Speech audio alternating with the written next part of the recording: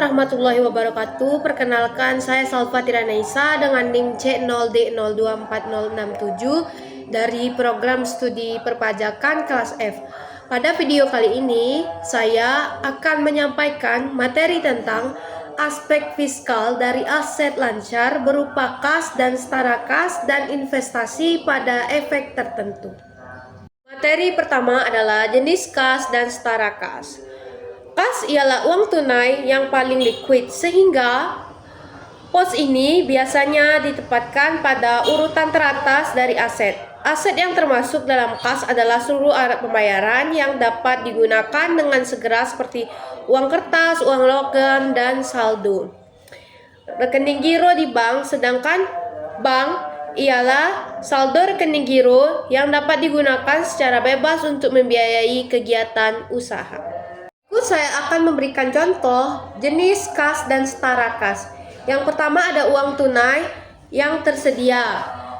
Mata uang fisik disimpan di tempat untuk menggunakan langsung seperti persediaan uang kas kecil di kantor atau uang kas yang disimpan di kasir di toko fisik. Yang kedua ada uang tunai di bank. Dana apapun yang disimpan di rekening bank yang dapat diakses dengan mudah untuk transisi seperti rekening tabungan giro dan rekening pasar uang. Yang ketiga ada dana pasar uang. Reksadana berinvestasi dalam siklus jangka pendek yang sangat liquid yang memberikan pengembalian dalam bentuk dividen dan mudah dikonversi menjadi uang tunai. Yang keempat ada ekspektasi bankir. Instrumen kredit jangka pendek yang dijamin oleh bank. Instrumen ini sering digunakan dalam pembiayaan perdagangan. Selanjutnya ada sekuritas yang dapat diperdagangkan, saham dan obligasi yang dapat dijual dan diubah menjadi uang tunai dengan cepat. Yang terakhir ada fasilitas cerukan. Meskipun secara teknis ini merupakan kewajiban, beberapa perusahaan mengklasifikasikan fasilitas cerukan sebagai aset kas karena aset setara kas karena likuiditasnya yang langsung. Selanjutnya ada konsep pembukuan tabungan. Umumnya melakukan pemisahan dana antara kas kecil petty cash dan kas besar cash on hand.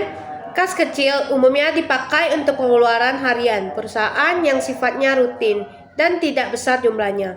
Menurut Will and Cook 2011, dalam kas kecil dikenal sistem berikut. Yang pertama ada sistem dana tetap, Impress Fund System. Pencatatan transaksi dan mutasi dana kas kecil dilakukan pada saat penggantian dana.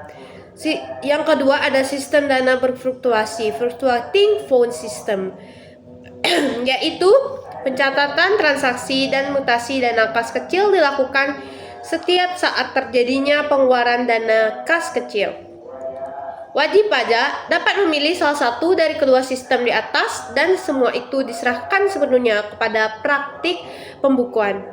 Seperti diketahui bahwa saldo bank yang dicatat oleh perusahaan seringkali mempunyai saldo yang berbeda dengan jumlah saldo yang tertera pada rekening koran atau rekening giro, sehingga haruslah dibuatkan rekonsiliasi bank. Selanjutnya ada klasifikasi investasi pada efek tertentu.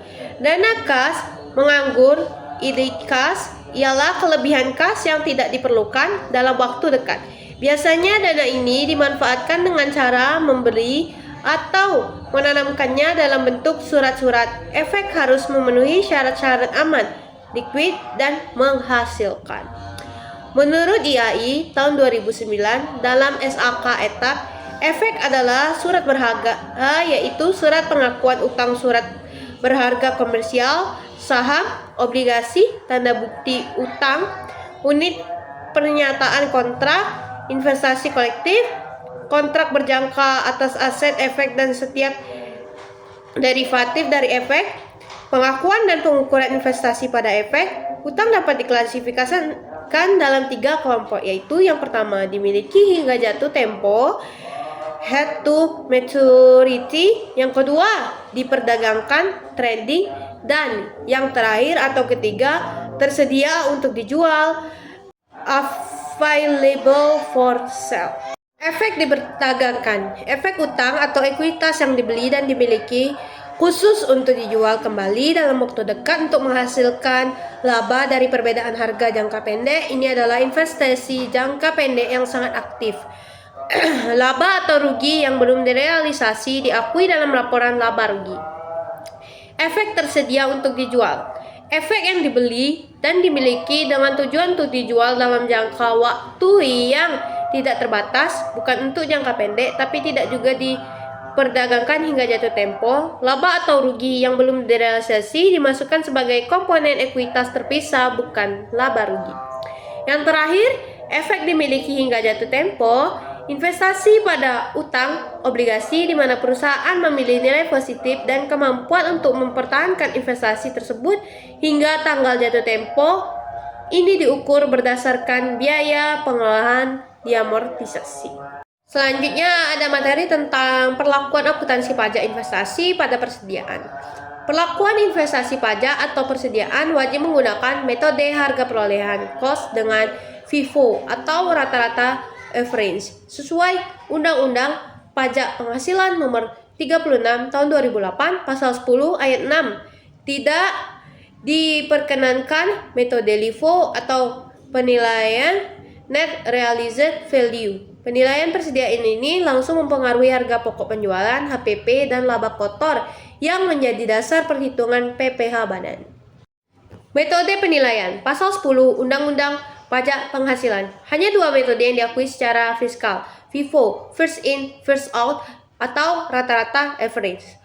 Yang kedua, konsistensi. Metode yang dipilih harus diterapkan secara konsisten. Perubahan metode memerlukan persetujuan Direktorat Jenderal Pajak atau DJP. Nilai perolehan persediaan dicatat sebesar harga perolehan biaya beli, biaya konversi, dan biaya lainnya untuk membawa ke tempat penyimpanan. Investasi saham jangka pendek. Berdasarkan Pasal 10 Ayat 5 Undang-Undang Pajak Penghasilan, investasi saham diakui berdasarkan harga perolehan, metode cost, bukan metode ekuitas. Pajak atau jual saham. Penjualan saham di Bursa Efek dikenakan PPh final dari nilai bruto.